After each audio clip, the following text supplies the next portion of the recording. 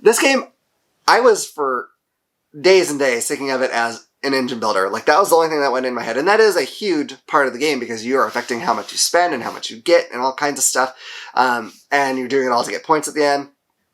But literally the same day we started recording, I kind of realized, like, oh, wait, there's also worker placement and there's also area control.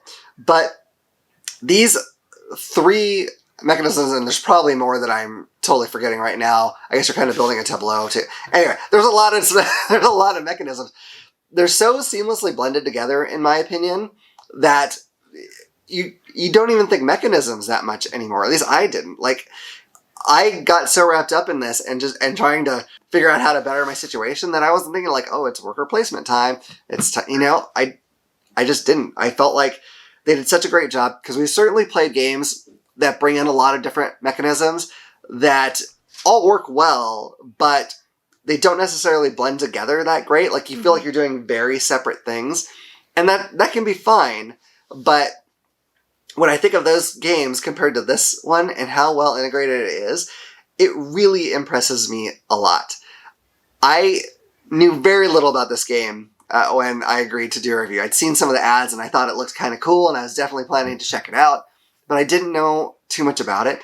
And to be honest, I'm pretty blown away with it. Now, because we're doing a review on a Kickstarter game that, is not in its final form, we don't want to do a number score because things can change.